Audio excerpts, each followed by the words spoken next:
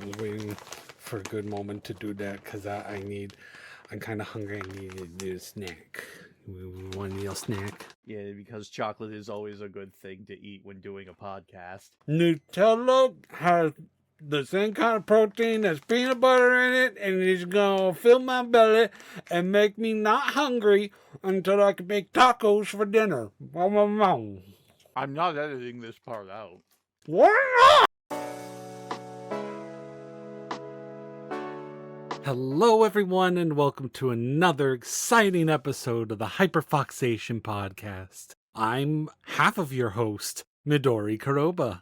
And I'm the other half. I am Goombasa. And today is, I get to pick the topic this time, so... She's very, very excited. She's like a little squirrel that found a nut. No, I'm not. Don't you describe me like that. It's too cute. But baby, you're adorable. Anyways, here in the Hyperfoxation podcast, if you didn't watch the first episode, it is basically just where we talk about stuff that we can't help but hyperfixate on, things that we're obsessed with, things that we just have a lot to say about. And today's episode is in regards to one of my favorite characters of all time, Blaze the Cat, from the Sonic the Hedgehog franchise. Yep, y'all are really going to want to strap in for this because we're talking about Sonic and we can go on for a while on this topic. But for the sake of keeping it contained, we aren't just going to talk about like the Sonic franchise as a whole. We are picking a talking point, and in this case, a specific character, which honestly can be more of a talking point than just a single specific game from the franchise. I feel like I'm going to have to put a counter in the corner all the same, just counting the amount of times that we go off topic during this.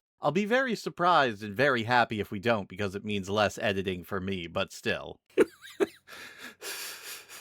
Just have some jump cuts in there with a little bing to indicate when it happens. Yeah, that might not be a bad idea. Thanks. So when it comes to the Sonic the Hedgehog franchise, a little brief overview here of our own experiences with it. Sonic the Hedgehog was a game that I had as a kid with the Sega Saturn, I think it was I had. Yeah, the Sega Saturn. The Genesis, you mean? The Genesis, yes, the Genesis from Saturn. I had the Sonic Genesis. I think that was Sonic the Hedgehog 1. That one had Chemical Plant Zone, right? That was 2. Well, it looked like there was a giant number 2 now that my memory goes back to it. You know what? I was a kid. I didn't pay attention to the giant number 2. I was just like, oh, there's 2 of him. Phrasing. What do you mean phrasing? What did I say? Giant number 2. That is your fault. I wasn't... Anyways... 3 minutes in and we've already made a poop joke. I fell in love with the world, the characters, and as more games came out, especially once we got to Sonic Adventure 2, that's where it really took off for me. The escape from the city and like all the interesting characters and whatnot. I became obsessed. I watched Sonic X. I'm so sorry. Thank you.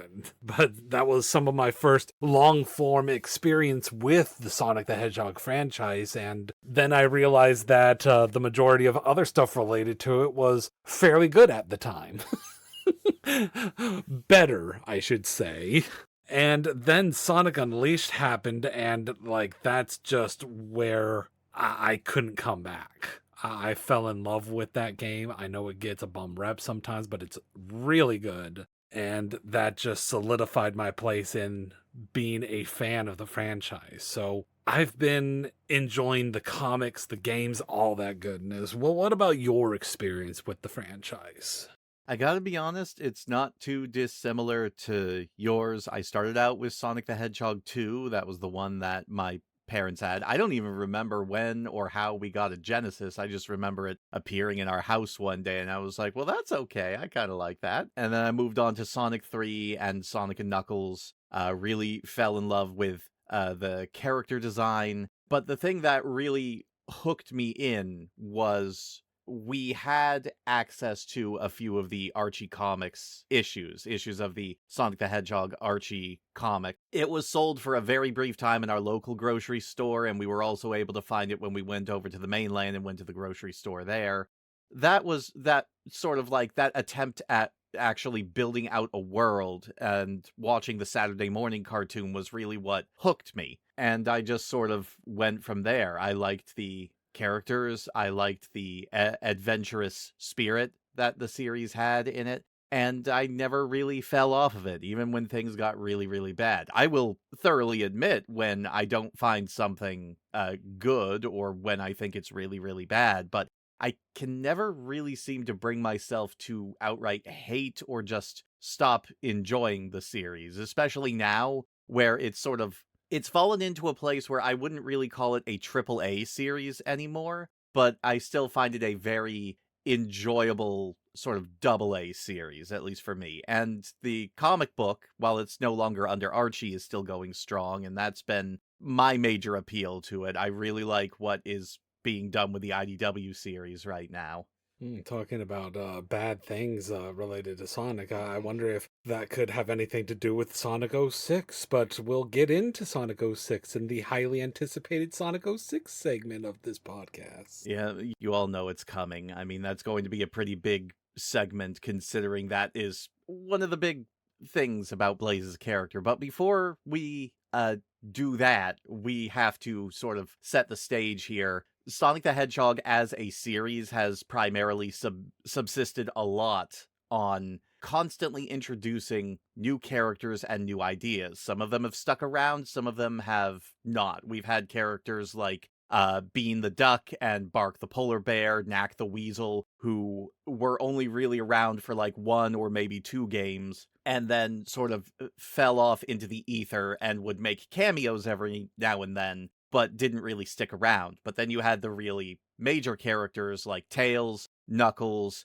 going further along, characters like Amy, Rouge the Bat, Shadow the Hedgehog. Shadow is actually the most popular character in the franchise right now, who, even when they were designed to only be around for a single game, Shadow was legitimately supposed to stay dead after his appearance in Sonic Adventure 2. Like, they just go on to continue to appear. Whether or not they really should is a matter for debate at some points, but I personally like the extended Sonic cast. I like all of these varying and different characters. I mean, for God's sake, Trip the Lizard was one of the only really good things I found in Sonic Superstars, for example. Yeah, I never really got into the game itself, but from what I've seen, Trip has become a surprisingly popular character as a result of it. But you are absolutely right. One of the big things about the Sonic franchise is the various characters that get introduced, for better or worse. And that's probably why a lot of times they're just kind of thrown in there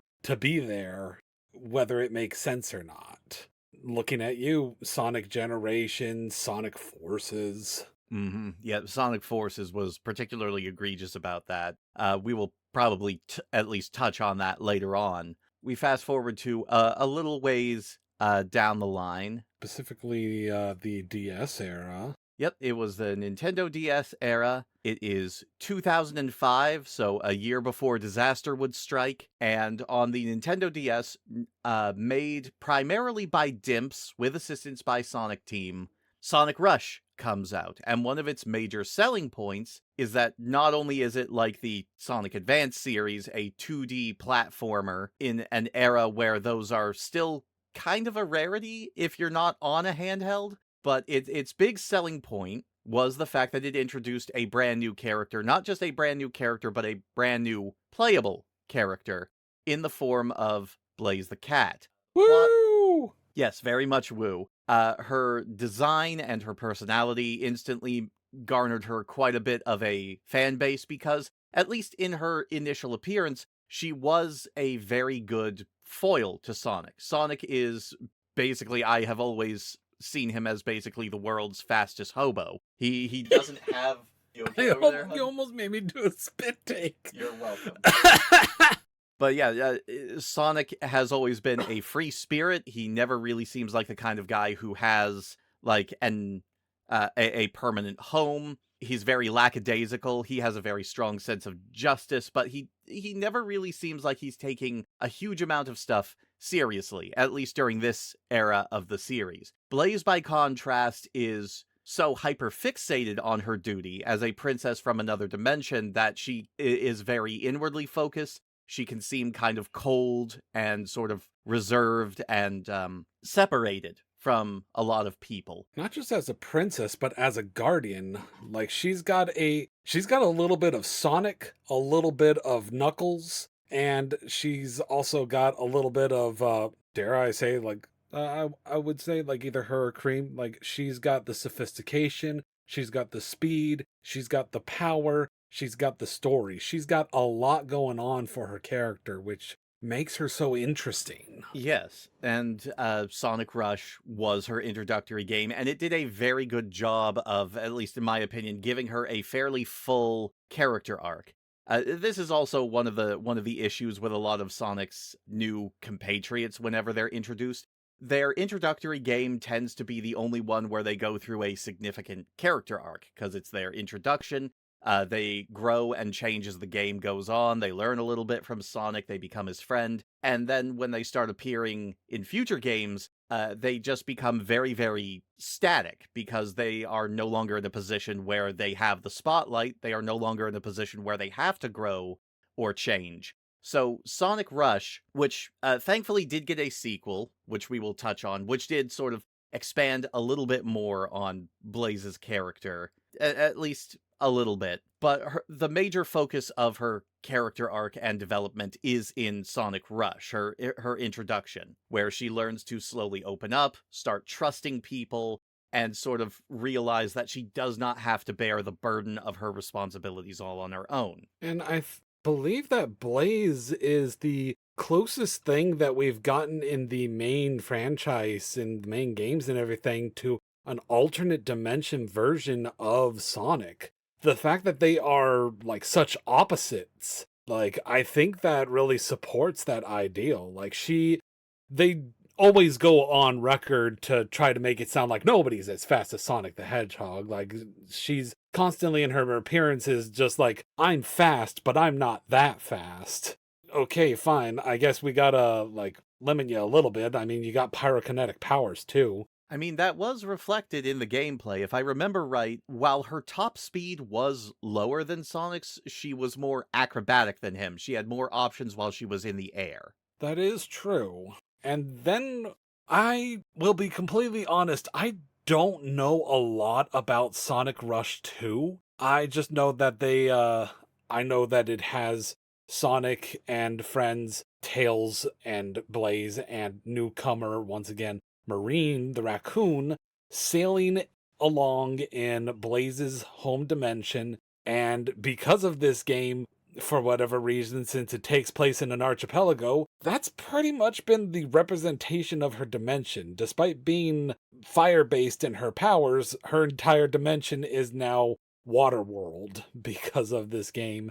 And they had some sort of rivalry going with a robot dude named Jet, I believe his name was. So to back up a little bit, just to set up some basic information, this game came out in 2007, so a year after the worst timeline, quite literally. It was made by Dimson Sonic Team once again. Once again, you play as both Sonic and Blaze in an adventure to regather the Soul Emeralds. The main antagonist is a robotic captain called Captain Whiskers, and you are constantly racing against his first mate, Johnny. That's it, Johnny. Yeah.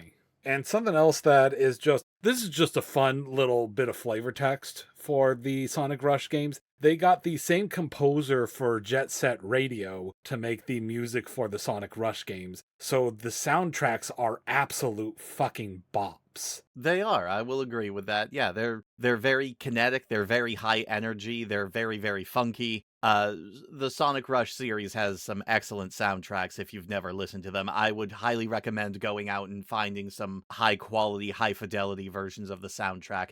because the DS's sound capabilities do not do it any It justice. does not do it any justice. It honestly, I remember like hearing the song Villanova, which is supposed to be Blaze's theme on the DS, and thinking that it sounded like absolute garbage. Like, what are these monkey sounds?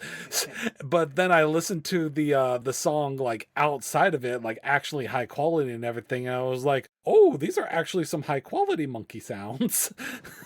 In terms of Blaze herself, this was her third appearance, capping off what would basically be the playable Blaze trilogy, let's call it. Ooh.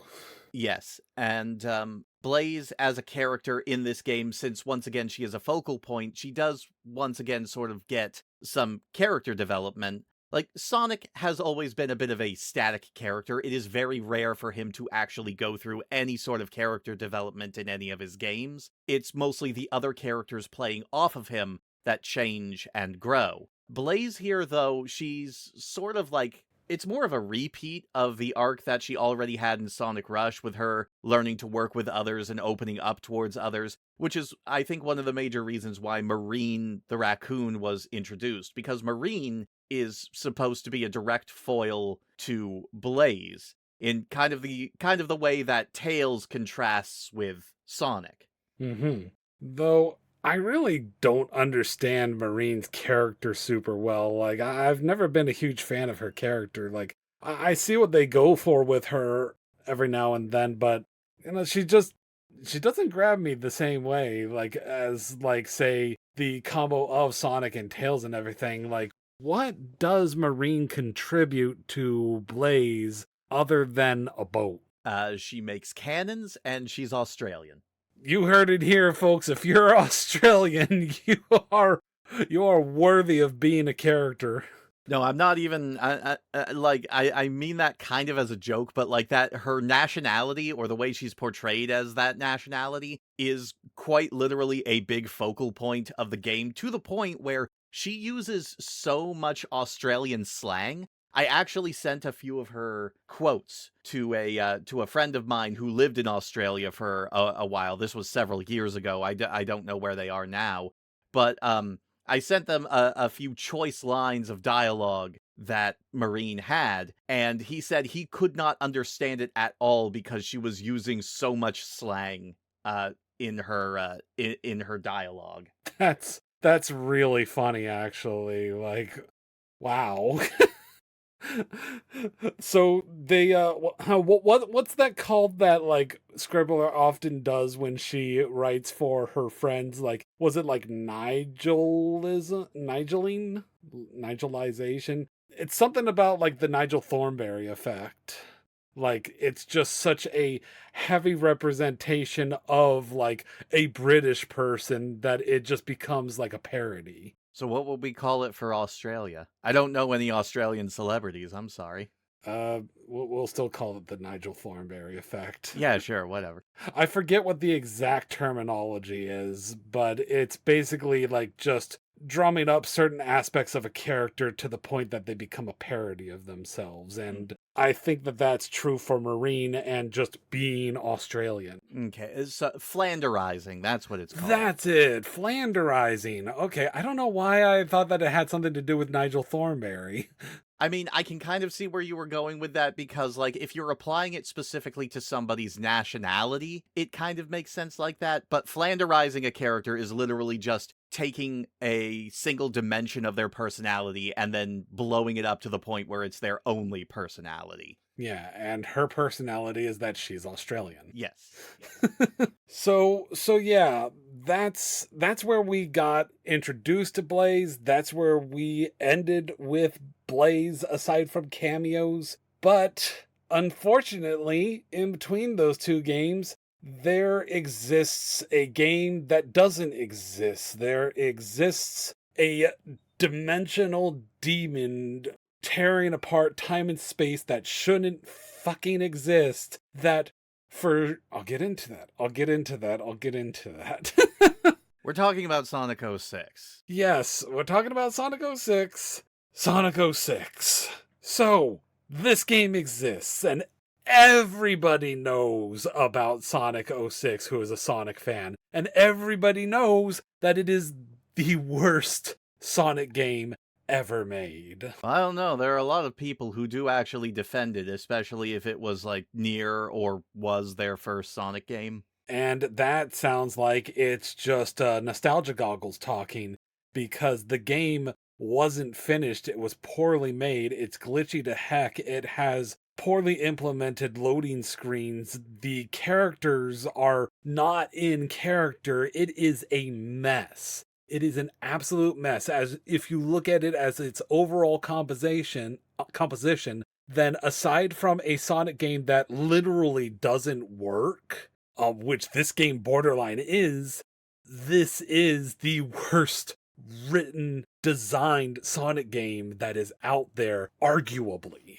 Arguably. There are a few that you could argue are worse, but we're not here to do that.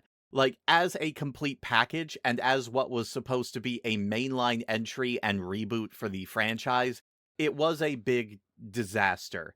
There are plenty of reasons for that we're not going to get into, but let's just say that Sega's managerial style at that time was not helping. It was a very small team having to work on unfamiliar hardware and constantly having leadership move in and out, constantly having their teams stripped of members to work on other projects. It was, once you know a lot of the stuff that was happening behind the scenes, it becomes very, very obvious why this game turned out the way that it was. One of the things that really did not help it was the fact that they were trying to include so many different playable modes in this game, to sort of harken back to the Sonic Adventure era, where you would have multiple playable characters, and every character would have a relatively unique play style. And storyline. And storyline, yes. So if you're playing as Sonic, you're going to be going really fast linearly through the level. If you're playing as Tails, you're either in a mech or you're racing against another character. Amy had her whole stealth section fiasco in Sonic Adventure. You had Big the Cat, who was all about fishing, that sort of stuff. The way that was translated into Sonic 06 was you have 3 main characters, each of whom have their own story that you are playing as for most of it, but every character also has 2 amigos, 2 companions. I'm not making that up either. They do actually refer to them as amigos. That is the actual game terminology for them. So Sonic has Tails and Knuckles, Shadow has Rouge and Omega, and newcomer Silver has Amy Rose and Blaze the Cat. And all of them, like, you transition into playing as an amigo at certain points during specific stages as each character, and each of them are supposed to play completely uniquely, or at least more uniquely than the main hedgehog that you're playing as.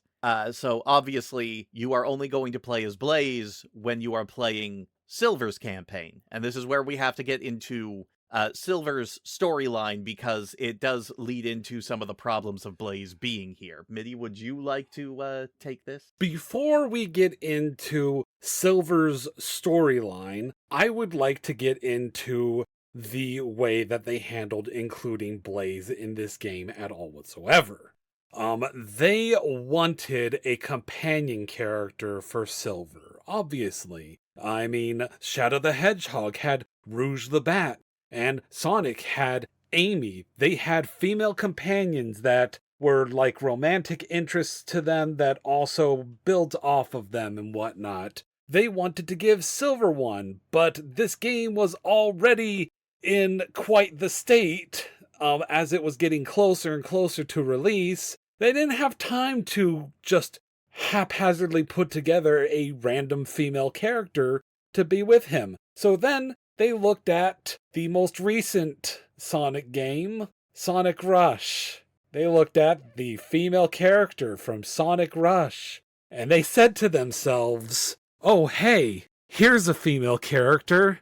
Why don't we use her? Whether it makes sense or not, why don't we use her and make her the female companion side character to Silver the Hedgehog? And my God, was this stupid. because it doesn't even sync up correctly. Blaze is a purple pyrokinetic pussycat princess from another dimension. She is, like I said, the closest thing that we have to an alternate dimension version of Sonic in the main franchise. So how did they decide to implement this recent popular character into this game they were making as a character from the future who is assisting Silver the Hedgehog? And this is where I think we do need to sort of explain what Silver's deal is in this. He was introduced to be the third playable character. He is telekinetic. He has psychic powers. That's his big gimmick. And time travel features very heavily in Sonic 06's storyline. Like, the entire game is built around it as a concept, even though you, the player, never actually use it. It is basically just used to as a plot device to move you from set piece to set piece, and it, like everything else in the narrative, it is very, very poorly handled. And time travel is already something that is very hard to consistently write in a way that is good. So for a game like this having its plot center around time travel, The big issue there is, like, both Silver and Blaze in this game are supposed to be from a ruined future, and they go back in time to try and correct the past, you know, like Back to the Future style, which, as Midi has already pointed out, sort of flies in the face of her established lore. They basically included her because she was a pre-made character. She was still a relatively new character. She was a popular character. And rather than trying to tie in an alternate dimension or anything to it, they just decided to, from the get-go, have her be Silver's primary traveling companion. But I think that the big problem with that is the fact that it sort of robs her of any sort of unique character that she had.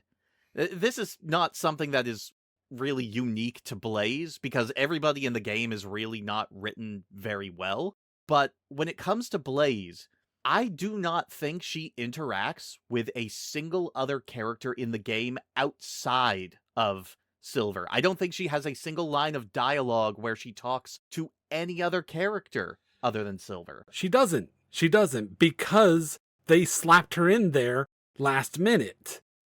And there are even scenes where she wasn't even there, and during the cutscene, she just comes in, like she just comes running in, like as if she was there the whole time. And it's just, I'm sorry, I'm losing track of what I was trying to say, because like I was gonna say a lot of what you were saying, but you know, you jumped on that, and I don't have a train to follow through with, so maybe you should continue. Okay.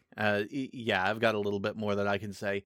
One of the reasons why I feel it's worse for Blaze is because, like, as a new character, she basically only had Sonic Rush as her introductory game to go off of. That was the big establishing moment for her character arc, and her personality. But Sonic 06 doesn't really let her have any sort of personality. She is so incredibly interchangeable that you could turn Blaze into a completely unique character and it would change nothing there. Because Blaze in Sonic 06 has almost none of the characteristics or personality that were established in Sonic Rush, or that we would see come back in Sonic Rush Adventure. Which, it goes beyond Sonic characters being a bit static or one-note after their introductory game. It ventures into the territory of them not being characters at all, just sort of like mechanical pieces that are there to service the plot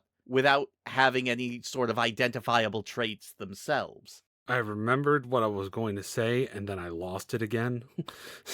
I hate having ADHD. I'm trying to remember what it is that I was going to say in regards to this. Now I remember. Okay.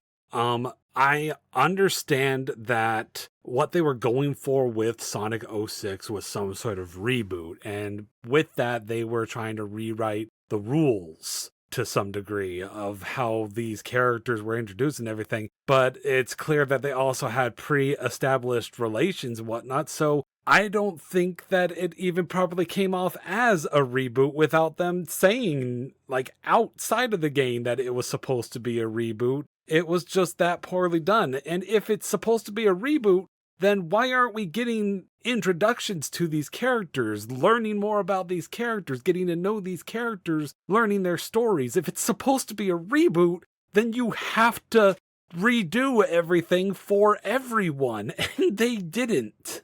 Yep, they had the exact same issue when they had Big Red Button make Sonic Boom, because that was also supposed to be a reboot, and that one floundered even worse than this game did. Beyond that, as well, also kind of bothers me the way that Blaze is treated by the narrative. Like, obviously, she doesn't have much of a character, but ultimately, her purpose in the story is to die at the end of Silver's campaign.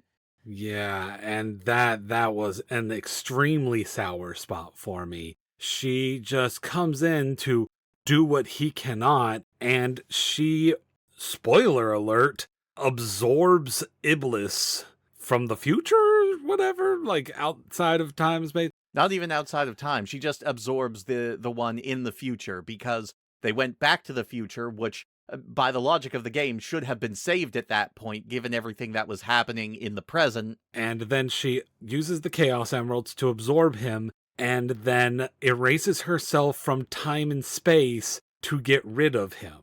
And just like the fact that the main characters can use chaos control to just casually travel backward and forward in time, it is never really sort of established or given any sort of inkling as to how she is doing what she is doing. It just happens because the plot demands it. And I'm not like looking for high storytelling or anything from a Sonic game. I'm not looking for a complex, complicated magic system on how things like the Chaos Emeralds and the Master Emerald work. But if you're going to include stuff like this, you do have to have sort of like a baseline set of rules to operate on, because otherwise it comes off as very, very confusing writing. When you can, very confusing and very lazy if you can just have a plot device that can literally do anything that you need to at that point in time, but for some reason cannot do enough to just completely fix the problem in its entirety.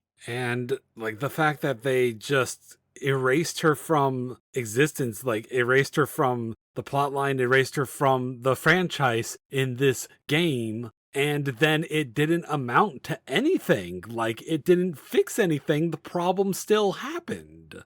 Like, that's the ultimate middle finger of the entire plot. There is nothing worse that you can do for a character making a noble sacrifice like that. Well, noble in a relative term because it's still Sonic 06, but the fact that she was willing to sacrifice herself, and then that sacrifice is just completely undone by events that happen later in the plot. She doesn't even come back for the finale. She is the only playable character in the game that is not brought back for the final story segment. Like, she is just completely erased from the narrative. Silver does not even bring up the fact that she is gone. Like, she is just never mentioned again after her sacrifice at the end of that. Which, again, like, it just feels like they were scrambling to put something together. They were writing themselves into a corner, and they just had to do something to sort of tie up all of the loose ends. Yeah, and then, like, as much as people say, like, oh, all the games, like, they've said that all the games are canon, this game, and that means this game is canon, they have gone on record saying that this game isn't canon, and even if it is canon, it writes itself out of existence at the end with a Deus Ex Machina that erases all the events of the game. So no matter how you look at Sonic 06, it's, even by technicality, not canon. I mean, they did have that cameo from Mephiles in the Shadow the Hedgehog Generations game, fighting to exist again, which was a very interesting choice and touch, but Sonic 06 does not exist. It is not canon. It's its own contained pocket dimension of chaos, and as such, Blaze's inclusion in it doesn't make sense, and again, isn't canon. Which is why it's so... This is a touchy subject for me, and I will not go high into detail ranting about it, but this game is a majority of people's only exposure to Blaze the Cat as something resembling a character, even as just a side character to Silver. They haven't played the Sonic Rush games, apparently, because this game is what causes a lot of people to ship Blaze with Silver, because they stood next to each other in this game. And even though she doesn't even have so much as a personality in this game, they make that the basis for her relationships and her character, just building off of Silver because they think they looked cute together in '06. And I would be far more okay with it if you had anything else to go off of than just that. It's just a little bit frustrating that that is their reason that they give for me. But then Sonic '06, I think we have talked about that enough. I do want to say, if you write Silver and Blaze fanfiction, totally okay with it. If you write Silver and Blaze fanfiction, please give their relationship more character development than Sonic '06 did. Do you know how many of those fics are probably fics for that game specifically? Probably, but fact of the matter is Blaze isn't from the fucking future, she's from another dimension. Write them correctly. And personal take, I don't see them being in a relationship. I can see it working, but I see the two of them more so as like gay besties. I completely see Silver as, being into dudes and Blaze being into guys, but that's just a personal take. I will also say I kind of feel like not to get too deep in the weeds on this topic, but like I kind of feel like Silver is also another example of a character that sort of suffers from this idea of like introduced in his own game and then sort of like just falling by the wayside because they don't really know what to do with him, but for some reason they keep bringing him back. They even keep his time traveler shtick too. They do. I'm honestly surprised that you didn't bring up what I named this segment in the itinerary. Well, I mean, you basically covered most of it, though. Yeah, I do think that we can go over the fact that this is going to kind of bleed into one of the future topics, but they do have like Blaze and Silver keep coming back as cameo characters, and they do give little hints and nods that the two of them kind of recognize each other, but I've always sort of like taken that as what it is. It's just a little wink and a nod to acknowledge that at one point in time, these two were together in the same game, a game that no longer exists. And even if you do try to put it into canon, due to Blaze's presence there, it doesn't really make sense at all. Okay, but I do appreciate you continuing the topic with the information that was listed there. But I was more so referring to the fact of just calling me out on naming this segment, how this game is practically most of the fandom's exposure to her character, and how that led to nearly 2 decades of her being shipped with Silver, despite them having never interacted in any setting in that time, aside from further half-assed cameos that clearly didn't know what to do with them but wanted to appeal to fans. I mean, what else is there to say? First of all, you were very, very good about not going off on this topic the way that I was fearful that you were, because I do know that you have you have a lot of dislike of this particular dynamic. But hun, what else am I supposed to say when you put a fucking light novel title in there as the title for this segment? I have been a very good girl. And yeah, it's I've seen some of the dual cameos for the two of them. I was particularly baffled by it in that Sonic racing game where they made Blaze and Silver the teammates of Vector for a 3-0 trio, and like the literal like in-game reasoning behind it is just like, hey, yeah, I'll race with you, Vector, since for some reason Espio and Charmy aren't here. Hey, Blaze, want to race with us too? No, not really. Who even are you? Yeah, we're racing together. I'll give them credit for, like, at least changing up the dynamic. It reminds me of when Sonic Heroes first came out, and people were kind of tilting their heads when they saw Team Rose, which was made up of Amy, Cream the Rabbit, and Big the Cat, of all characters. I was tilting my head over Team Chaotix. They had some of the more frustrating segments in the game, and I didn't recognize their characters at all, but like they became mainstays after that one. Yeah, which is very interesting because before that, they had essentially only appeared in one other game, which was exclusive to the 32X, the failed mushroom-shaped growth coming off of the Sega Genesis. But like I said, I think that we've talked about things related to Sonic 06 enough. I think it's time for us to talk about where these characters all seem to really get their chance to shine. Well, we should follow up on it real quick. Because I did mention before that, like, the two Rush games and Sonic 06 make up what I call the Playable Blaze trilogy.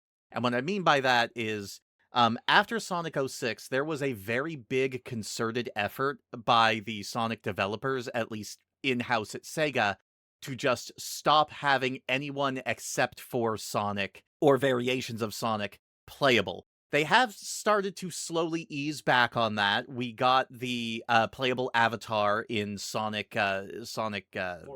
thank you, Sonic Forces, for whatever that was worth. And Shadow, of course, got a playable appearance in Shadow Generations, which was really, really nice to see. I mean, Shadow isn't one that they hold back on having be playable in these games. It's the other characters, of which a better example would be Sonic Frontiers, where they released free DLC that allows you to actually play as Sonic's other friends, Amy, Knuckles, and Tails. Yes, so they are starting to ease back on that, but in most of the mainline games going forward, there were no other playable characters aside from Sonic himself for a very, very long time, and so when other characters did show up, they were either there to help move the plot along, or were just there for fan service cameos, and Blaze was one of the big ones that would show up quite a bit in this capacity. She was kind of playable here and there, usually in either the multiplayer party modes, like in the Sonic Storybook series. She was an unlockable in both of those. In Sonic and the Black Knight, she went under the name, I believe it was Percival. Yes, she was playing? Sir Yes. Percival. Sarah Percival, which was pretty nice. I'm still up in the air because it's not spelled like it, but I'm pretty sure she was Percival for the cat pun. Oh God. Oh, you just now realized. I did. Oh my. Well, now that I've ruined that for you. Oh.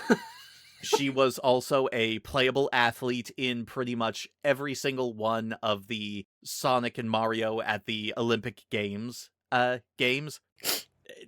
can't say it any other way. Would you like some chai tea? Shut up. But beyond that, so yeah, it's well known that it's well known by the developers that people like Blaze, and they enjoy seeing her in a playable capacity. But up till now, first of all, she hasn't really been involved in the main storyline of a Sonic game since Sonic Rush Adventure. I believe that was the last time she had any sort. Well, no, because it was basically, again, a cameo. She did show up in the Sonic Generations, the original one, as one of the characters you had to help save. But in terms of involvement in the main plot, she has not really shown up again since the Rush games and Sonic 06. She has been relegated basically to cameo or multiplayer character status. So I just wanted to get that out of the way so that we can move on to where the character really shines. Yes, and it dawns on me that I haven't been quite nearly as silly this time around as I might have been in the previous one. I really take Blaze the Cat seriously, it seems. I mean, you opened this up by saying that she is one of your favorite characters of all time. Yes, she is. I really like Blaze the Cat. Draw fan art of me hanging out with Blaze the Cat. I'm gonna go visit a vending machine with Blaze the Cat. Throw in that slice of life shit. I don't know. One of the most common forms of just slice of life hanging out things that I can think of is like just hanging out around a vending machine. Like that's the first thought that I have. So and vending machines are a challenge to draw and fun to like put stuff into. So like it's not like I have an invested interest in vending machines. It's just for some reason that's my go-to like wholesome hangout scene. Yes, as I remember when I was a child, hanging out with my peers at the vending machine on our way to the amusement park. There aren't even vending machines on this island. There used to be, and that's why I'm so wistful. We had freaking vending machines at my school. We did at mine too, and now I'm even more wistful. Would you? So anyway, would you like to talk about the comic books now? I would love to talk about the comic books now, and like, great. It's so funny to me how like I kept trying to move on to this topic, and you proved the point of this podcast in fixating on the topics until you were done getting all your talking points out. I love you. I love you too. So, comic books. The Archie comic books were incredible. At a point, they became incredible. I would say around like 160, they started actually getting good again when there was a lot less involvement from, I'm gonna say, He Who Shall Not Be Named. Like it's a sour topic for a lot of Sonic fans, and there's a weird amount of people that support that asshole. I think they're just enabling him because they think it's funny. But after the Sonic Archie comics started to get more on track with the help of Ian Flynn, there was constantly tie-ins to like whatever the latest game that came out was. They'd have a segment at the end of the comic book that just kind of tied into whatever the latest game was, kind of like making it seem like there was a plot line related to that game happening in the background, and then eventually just like actually throwing in the character that was introduced in that game, and giving them more time for character development, a chance to shine, and like hinting at that whole game sort of happened already in the background. And for Blaze, this was Sonic Rush, specifically Sonic Rush Adventure. Sonic Rush, its only involvement in the comics was a brief cameo of Blaze seeking out Sonic's assistance, but then they hinted that like the entirety of Sonic Rush Adventure happened in the background and was kind of sorta canonical to the Archie comics. And we didn't get a proper reappearance and role from Blaze in the comics until Sonic Universe. Which I believe is primarily where her involvement in the comics stayed, so long as Archie had the license. It was kind of weird. There was a small handful of characters that, for whatever reason, were not allowed to appear in the main books for a very long time.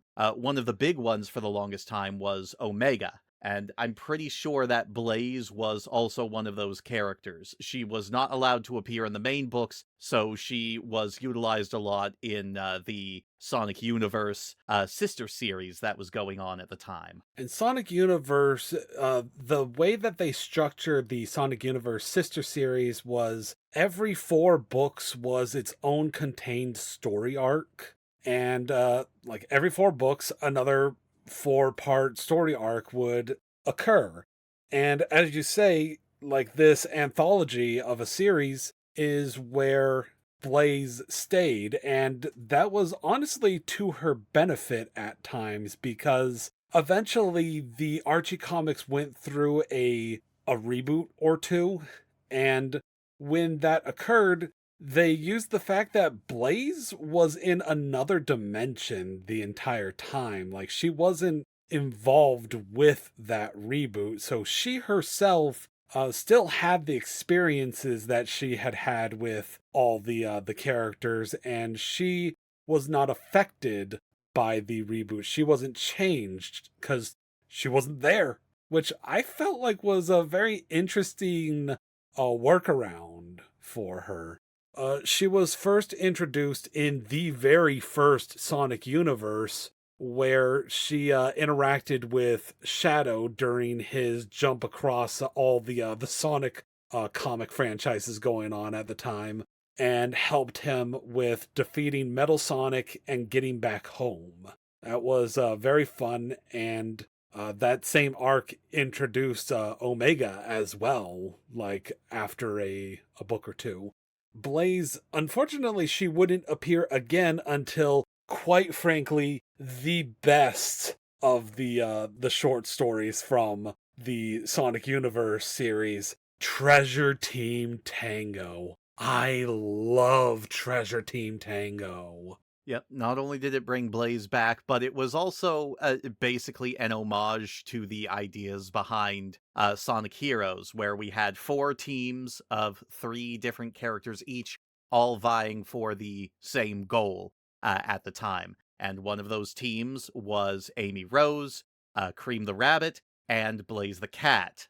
They were, I believe, once again hunting down the Soul Emeralds that had accidentally been scattered. Scattered to different dimensions and whatnot because of Dark Eggman, I will call him. That's not his canonical name, but his canonical name is hard to say without sounding racist. Yeah, it was a very unfortunate naming convention they decided to use for him. In Dark Eggman was supposed to be this interdimensional version of Eggman that was causing trouble throughout the multiverse. He was even in Sonic Rush itself, but they've kind of written him out of existence for the better.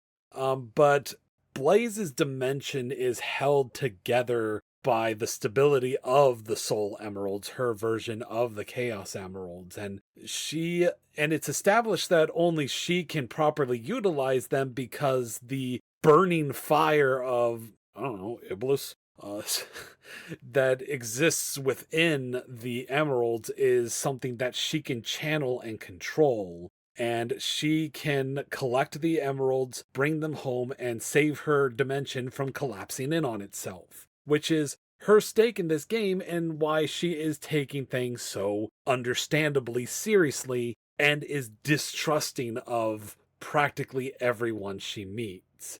Because everybody wants them, they want their power, they want the pretty shinies, whatever the reason.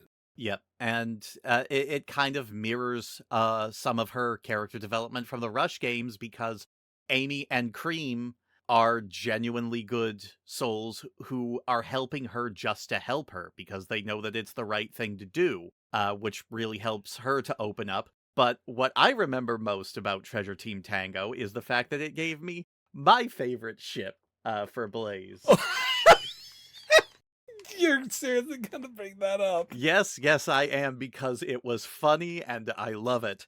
So, a little ways into the storyline, Team Dark and Team Rose end up in an altercation with each other, and Blaze full on throws a stream of hellfire at them, specifically at Omega, who in the Archie comics is just incredibly gun happy. Like, he is incredibly happy to perform violence. He's a bit of a psychopath, but they play it for comedy. And he immediately he gets such a big crush on Blaze because he recognizes the ability that she has to burn and destroy things, and he finds that very, very attractive about her.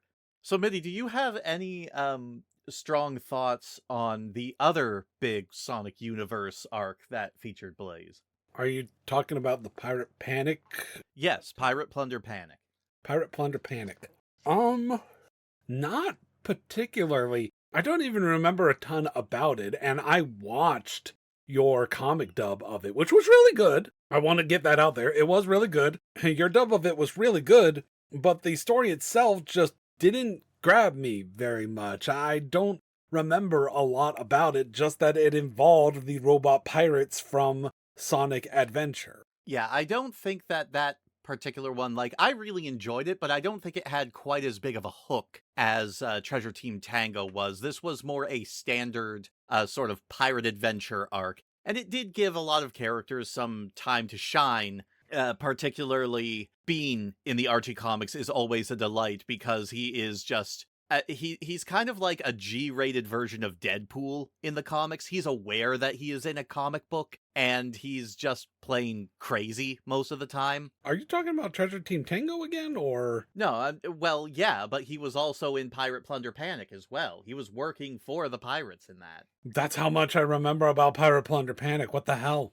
that. Like, Pirate Plunder Panic seemed to be going on simultaneous with the reboot wave, like the multi-dimensional crisis that rebooted the comics and had crossovers with numerous Sega franchises. Well, that was before the hard reboot. That was the soft reboot, I believe, was when Pirate Plunder Panic took place. When was the hard reboot? Was it not 250? The hard reboot was when you were talking about it, Worlds Unite, but the original soft reboot was after Worlds Collide. Which was when? Like, because, like, I remember, like, I wasn't that far from 240. Oh, that's right. That's right. Okay, I'm getting mixed up. It was after Worlds Collide was the hard reboot. The soft reboot was during the Sonic Genesis arc. Yeah, and the Sonic Genesis arc, like, that wasn't a huge reboot. It was a kind of sort of reboot that, like, rewrote the rules of the reality and, like, was a subtle way of erasing certain characters from the whole thing. But then they had to do a hard reboot because of licensing issues with former characters belonging to staff members that were no longer on board. That was just causing problems. And that hard reboot is when Pirate Plunder Panic took place. So, like, for whatever reason, Amy and Cream ended up outside of the dimension while it was going through its hard reboot to help out Blaze with whatever she was dealing with the pirates. And for some reason, apparently Bean was there as well. Was Bark there? Yeah, Bean and Bark had ended up there. For some reason, Knack hadn't ended up there, which is a real shame because I believe that was also around the time where they broke up Team Hooligan. Yeah. Rip and rest. I mean, they kind of sort of brought back Team Hooligan in that like anniversary special that was focused on the older versions of the characters. Yes, but that was the IDW, right? No. That was recent. Yeah, that's IDW. Oh yeah. I do think that that's a good segue into the next part. So, for anyone who doesn't know, because Archie wanted to focus on their own original properties, they basically sort of like, from what I understand, it was not under amicable terms, if I recall correctly, but they basically stopped renewing the licenses for a lot of their more popular licensed books. They put the Mega Man comic on indefinite hiatus. They canceled the Sonic Boom comic, which was actually quite good. And they also just stopped the licensing agreement that they had with Sega, which meant that they had to cancel both Sonic the Hedgehog and Sonic Universe out of the blue in the middle of an ongoing story arc. Yeah, which is very, very frustrating because it means that we will never get closure to a lot of plot lines that were going on. And something that I just want to throw in here as we're transitioning to this, that was basically all of Blaze's involvement in the Archie comics. And notice none of it involved her interacting with Silver whatsoever. I mean, Silver got a few arcs of his own in Sonic Universe, but yeah, the two of them never interacted with each other. Silver had more interaction with newcomer character Gold, who was a Tenrec with a similar naming convention, also from the future or from an alternate timeline? Alternate future, if I remember correctly. Right, I'll get there eventually. I'm finally on track to reading through all the Archie comics so that I can understand all the fan favorite characters from the later years of it. But yeah, Silver had a lot of really good character development. He had very laid out their flaws and whatnot that he worked through and overcame with the help of his teachers and the lessons that he had. And he definitely made some serious mistakes here and there, but he grew from them. So he had a lot more character development and interactions with unique characters and everything, and it's a shame that all of that like kind of got erased with the other reboot as well. But anyways, once the Archie comics stopped working with Sega, they instead went over to IDW, and they kept on Ian Flynn as a writer. And Ian Flynn was an amazing writer for Sonic. He did everything he could to fix what He Who Shall Not Be Named did to the Sonic franchise. He worked within the limitations set by Sega, and it only made sense for him to come back to create this entirely new actual reboot for the Sonic comics, building off of the games up to that point. We have Sonic IDW, which is still ongoing to this day, and it is incredible. It's been pretty fantastic so far. One of the big things that has really set it apart is the storytelling is still quite good. The characterization is very on point, and the new characters that have since been introduced as comic book only, at least at the time that we're recording this, there is a chance they might actually be showing up in games in the future. But there have been several new characters introduced that have gone on to become very big fan favorites. Big ones being Tangle the Lemur, Whisper the Wolf, and Lanolin the Sheep. Well, not just them. That's Team Diamond Cutters. Oh yeah, there are plenty of others, but I'm laying out like just an example. Yeah, but you also just have to mention Surge the Tenrec and Kitsunami the Fennec. Yep, there's also those two. Belle has also been very, very good. I really like Belle, personally. Belle is a very interesting character, but to avoid going off topic again. Yes, so Blaze is not a mainstay character in this series, but she has definitely shown up more often in this comic than she did in the Archie comics, and she's definitely a lot more involved in the main plot lines than she typically is in the games. And right off the bat, I really appreciate how she is written, because it's difficult to say, but she legitimately feels like Blaze in this series, and they leverage certain aspects of her character that, even in her scant appearances in other media, never really gets brought up. Like, for example, did you know that she is afraid of heights?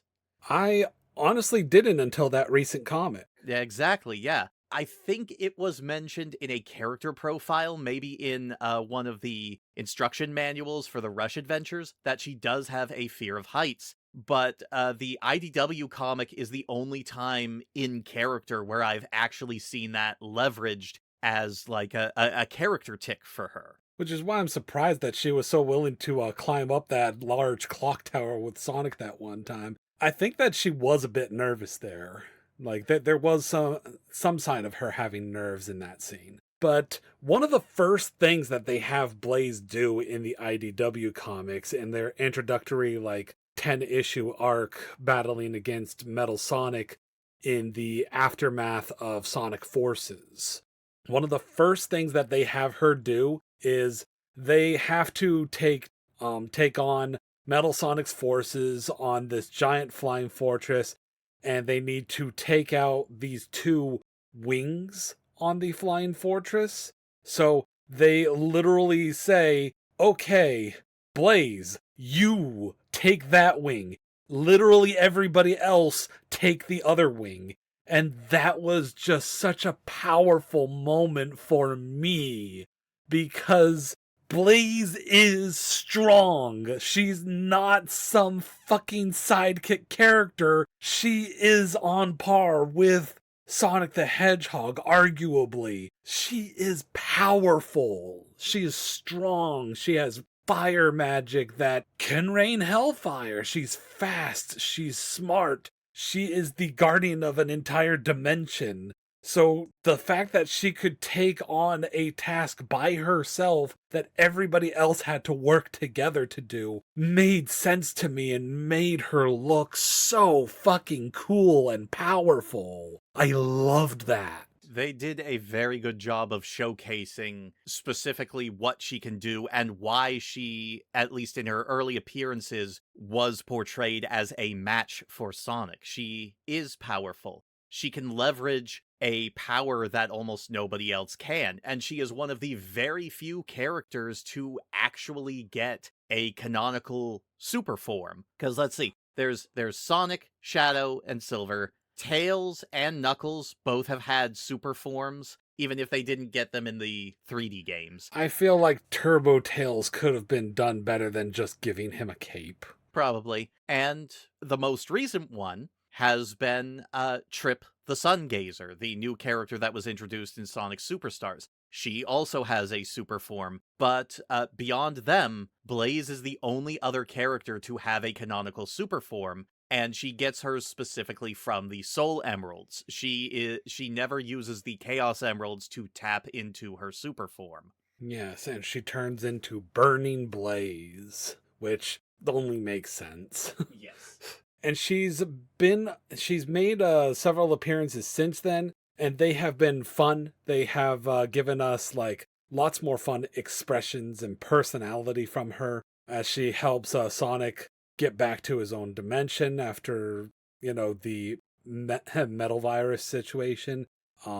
She had her own little story in one of the annuals where she tries to understand like balancing her life as a guardian and her friendships and gets advice from Knuckles. That was a very fun way of having them interact and connect on something. Yep. I particularly like that because Knuckles' advice basically boils down to take a vacation. Take it from me, take a vacation. Yep. Like, that's oversimplifying it a lot because legitimately, again, one of the best parts about this comic book is the characters interacting with one another because their voices really come through. Ian Flynn and also current writer Evan Stanley really get these characters and how they are supposed to be portrayed and how they should be talking with one another. So I think that's a really big strong point. And to that end, I will also say, Sorry. well done. Sorry. I'm not editing that one out either. I didn't mean to. I will also say, I'm sorry. My throat is getting dry. We're almost done. We're probably going to be wrapping up soon. Oh no, that was the sugar water. Jesus, I'm falling apart. Okay, all right. So to actually speed through my point here, I think that the IDW series does interaction between Blaze and Silver correctly. I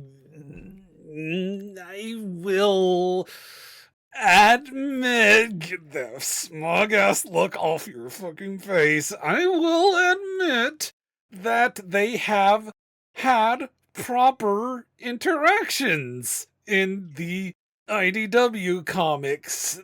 They hadn't ever interacted before. It only made sense that eventually they would have the two of them interact. The first time that they had the two of them interact was in an annual where it was basically Silver wanting to leave a mark on this world, wanting to plant life that would hopefully survive into his future and find a better place to make the future more beautiful. And Blaze helps him establish that, and the garden that they build together ends up becoming the headquarters for the what's it called? The restoration? The restoration. For some reason my brain was locked on reformation. Restoration. It becomes the focal point for the restoration to help restore the world after Eggman's antics cause mass destruction and chaos. And the second time that they interact honestly felt a bit shoehorned. It wasn't in an annual, it was in an actual story comic And it was after she had been hanging out with Sonic for a while. She noticed that Silver was kind of down and out because things didn't work out with the Diamond Cutters for reasons I won't go into great detail about, like go read the comics. But she consoled him in his frustrations, and then Sonic just suddenly comes up casually eating fast food and he's just like, "You two make a really good team," just out of nowhere. Like, I remember he said something along the lines of why they play off each other well and they decide to go on an adventure together to help the restoration in their own way, which, like, I was reluctant for, but I was like, okay, fine. Let's see where this goes. Let's see how their characters work off of each other. And then I laughed. Because the immediate next time that we see them, did they go off on an adventure? Probably, behind the scenes. But then they ended up right back at HQ when we saw them again, and it was just immediately, well, see you later, man. I got this to do over here, and you got that to do over there. And I just found that really funny that they finally found their excuse to shoehorn the two of them together for a storyline, and then they didn't do anything with it. In other words, if you would like to inform Midi on what happened during that break in time, send all of your fanfics at that moment. No! No! She has now given you permission. No, I haven't! To write fan fiction about these two, No! so long as it is based off of the IDW continuity. No, I didn't say that. You stop that right now. Stop giving my permission for Sylvain's fan fiction. I don't want it. I heard Sylvain's fan fiction permission in there. I'm editing this episode. I can make you say whatever I want right now. I need something to hit you with. Where's my rice sock? Swear to God, baby. Anyways, after that, Blaze started hanging out with Amy and Tails, which is a fun combo for me. I've always wanted to see how Blaze interacts directly with Tails. Just a personal little character interaction that I've wanted to see. So having her traveling with them, interacting with them has been fun for me. And also seeing her interact with Surge the Tenric in the latest comic was quite interesting. So we've gotten so much more for her character from the comics. We don't have to touch on this topic. Does she actually work as a non-romantic partner for Silver, or is she just better written when interacting with literally anyone else? I think we've already kind of touched on this, at least where the IDW series is concerned. I think that the answer is yes, she does work as a foil and a partner for him, but then again, I think that's mostly just down to the fact that the writers of this series understand the tone. They understand how these characters would play off of each other, and therefore they know what kind of conversations would naturally ensue when two characters are talking with one another. And that's completely valid, honestly. Like, any of the characters interacting with each other, they make it work. Some of them have been completely random and weird. Like, wasn't there one where Whisper the Wolf interacted with Jet the Hawk? Yeah. That was a wild take, but you know what? They made it work. Exactly. So you heard it here, folks. Sylvain is No. That is not what I said. So with her being more of a mainstay in the comic book, like, it's obvious that we are still going to see more of her, and I think it's very obvious that the writers like to utilize her where they can. In future, what would you like to see from her as a Sonic character in other media, like bringing it back to the games themselves? At some point, I know it's not going to happen, least of all in the same capacity that they did it for Shadow the Hedgehog, but I really, really would love to see a game where she gets the limelight. Like, not even share the limelight. I would like to see a Blaze the Cat game. I would like to see it take place in her dimension. World build! I'm so tired of it always being portrayed as this weird little archipelago where it's mostly just water and boats. Like, there's more to her world than that. What little we have gotten from across these games and comics and everything is that she, right as of right now, lives in a water world, and supposedly there's architecture in her world that is reminiscent of Spagonia. That's most of what we've gotten about her world as world building wise. I want to see more of her world. I want to see how it's the same and how it's different from Sonic's world, from the dimension that we know. I want to see a fresh take, fresh ideals to the Sonic franchise, and I want to use Blaze and her dimension as a means of showcasing those fresh new ideals. And I do think that while you say it might not happen, I honestly think that the odds of something like that happening are better now than they would have been earlier in the franchise's history, specifically because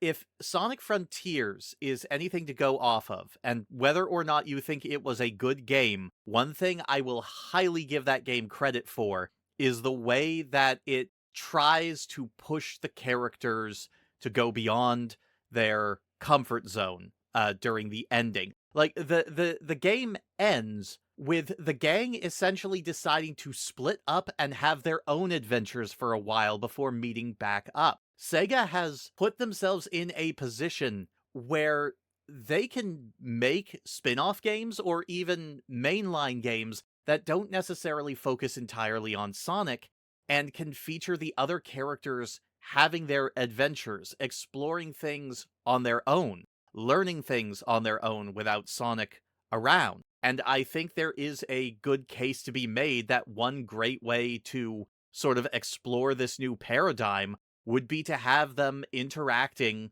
with some of the other secondary Sonic cast, including Blaze. I agree with you wholeheartedly, but the fact of the matter is, like, given Sega's track record, I don't think that they're going to utilize this opportunity. Yeah, it really is going to come down to whether or not they actually decide to capitalize on what they set up with Frontiers, because as much as they say they want to do better every time they sort of fumble, Sega as a developer does have a really bad habit of sort of throwing the baby out with the bathwater every time they make a new Sonic game. Even when they hit upon a formula that really, really works, like the boost formula, which they do, to their credit, they do keep coming back to every now and again. Like Shadow Generations was basically an extension and reinvention of the boost formula. They do have a really bad habit of just sort of like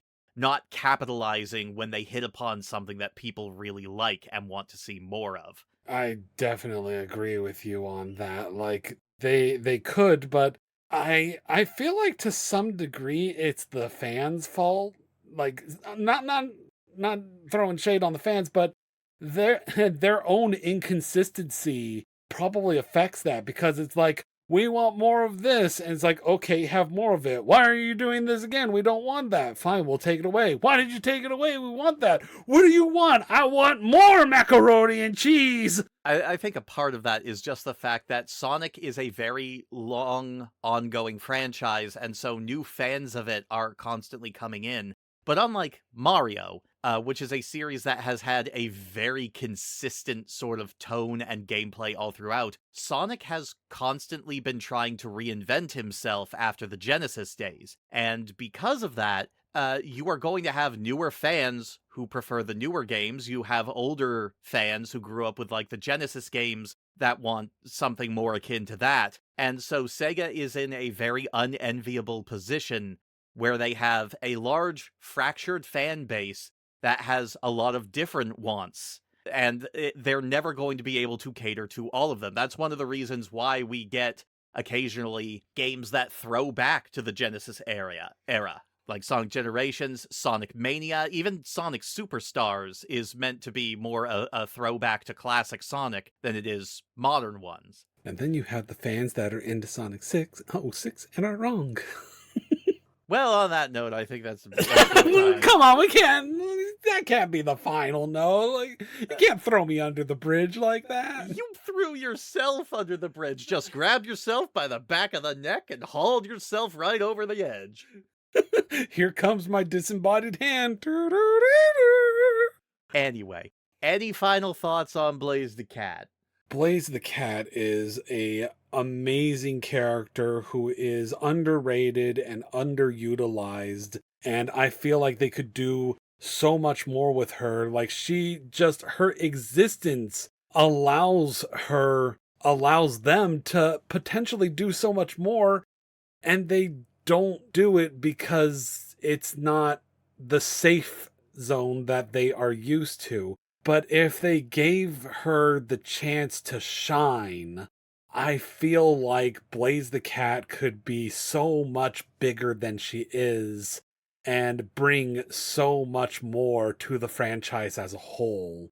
I love everything about her, and I wish we had more than we do. But we get some of that with the IDW comics, and so the writers behind the IDW comics, thank you for the way that you write Blaze. Thank you for all the fun expressions that you put on her. Thank you for your take on Blaze. Thank you for your service. Yep, I don't really have anything to add to that. That was very eloquently stated. So yeah, we're both fans. By extension, we want to see great things from the Sonic franchise. I really hope that Sega utilizes what they have set up, and I do hope that we get to see Blaze not only in a capacity where she is more directly involved with the storylines of the games, but maybe, possibly, perhaps make her playable again. Give her a game. Give her her own game. I gave you the ideal. Put it in her dimension, expand on the dimension, throw in some new ideals and gimmicks and springs and enemies and all that good stuff. Give her a game. Yes, yes, yes. And then have Silver be the secondary. No! Thank you all for tuning in. Goodbye, everybody. Women!